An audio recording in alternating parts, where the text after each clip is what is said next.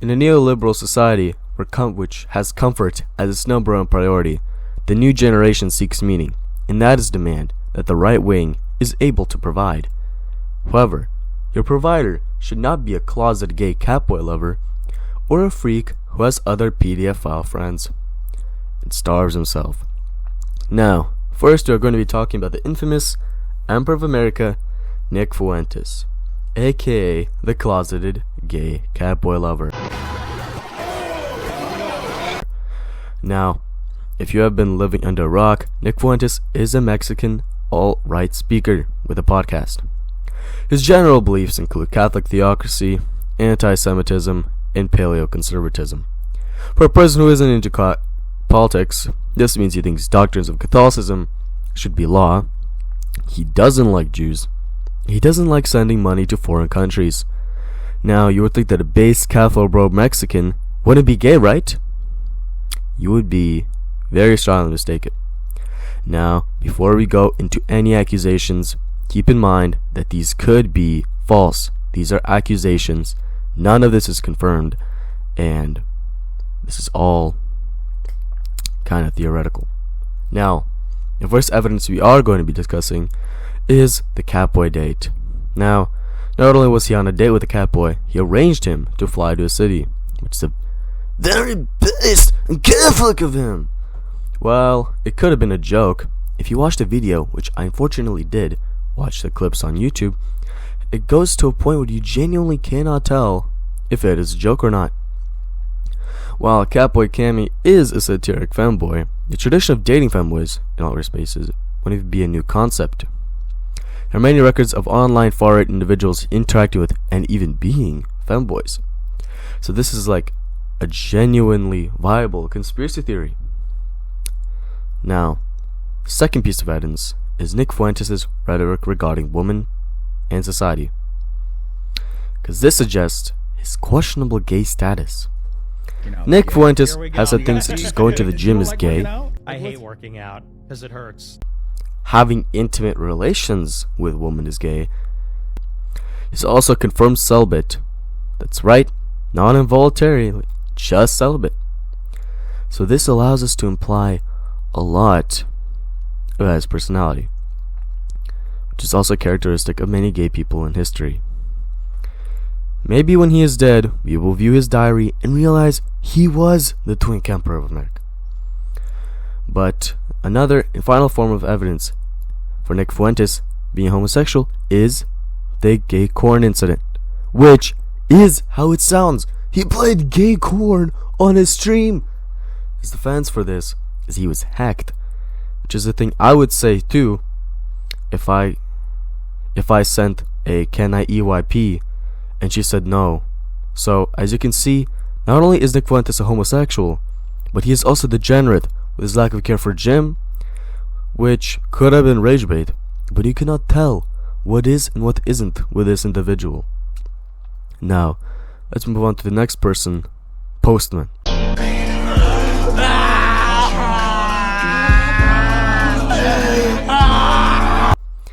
He has essentially the same views as Nick Fuentes: anti-Semitism, Christian nationalism, etc. However, a big talking point of his was removing the degeneracy from the far right.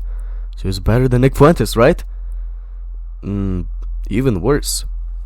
The Google Doc exposing him actually is like 99 pages. So if you want to read it for yourself, I will link it. But if the video isn't too long, I will summarize the important points of the document.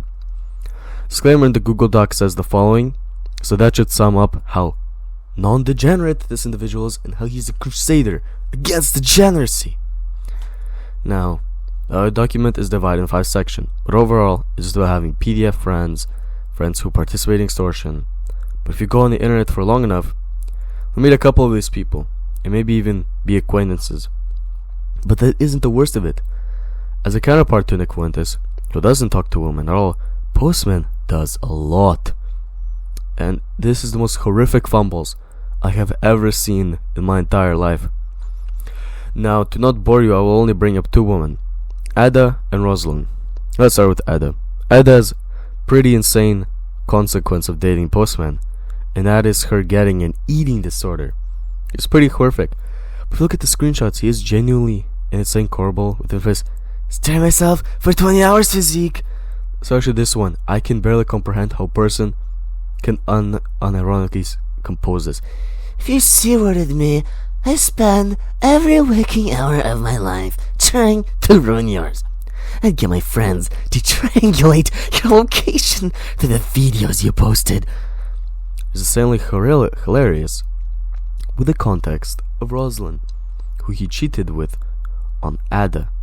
Rosalind and Postman were dating exactly 5 months ago as of writing this. This is all pretty recent. Now, the main things that concerns Rosalind and Postman is the C-wording and the revenge corn, which is a serious crime. Which, keep in mind, she hasn't sent anything of the sort, by the way. He was just lying. The very first thing he says is, "Stop developing as a femcel. It's evil." Which, I mean, it's recoverable. And the first day they started talking, he talks about and describes how big her breasts are. Which is just, give up on talking to women ever again at this point.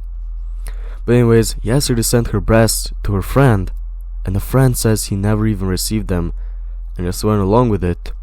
She doesn't feel weird, which is an amazing situation for an anti-degenerate crusader. That said, I feel like the document tried to extend it as much as possible and put him doing drugs, the contradiction of his own beliefs, but beliefs are meant to evolve. Still, it's a pretty good resource. Now, these aren't the only examples of alt-right preachers becoming degens, and in this scenario, we have to examine why this happens. Outcasts of a society cling on to radical ideas that go against most. They enjoy the thrill of going against a society that discarded them. However, and importantly to know about outcasts, is not all of them are created equal.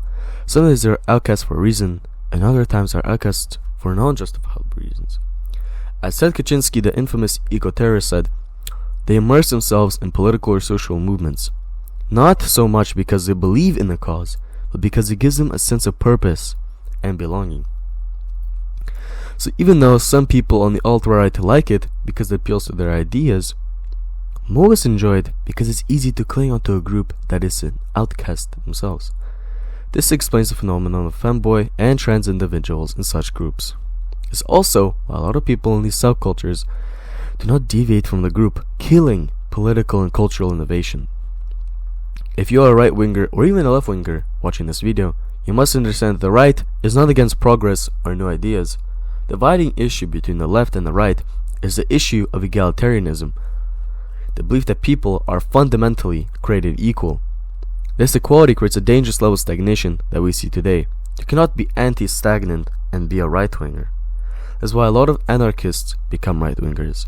It is because they viewed anarchy as a force that can be used to end stagnation and bring progress. These alt-right influencers act in an edgy manner opposed of degeneracy and mass migration when they themselves are part of the issue. They apparently oppose the decadence and degeneracy of the state of the West, but they're simply the perpetrators of it. And these people harvest your loyalty, your beliefs, and loathing of the current state of the Western world for profit. As a human being, especially a right-winger, you have to demonstrate to people around you of what type of people your beliefs are associated with. If you are against egalitarianism, you must prove why you should be on the innate hierarchy that is life, which is what is the ironic curse of most people in the right wing. They follow a person that leads wars against the stagnation of the West, yet he is the same person that feeds it every day. Another man, a simple one, afraid of the human's affinity for progress through discomfort. The problem isn't the ideas or foundations of the right, but simply who they choose as their prophet.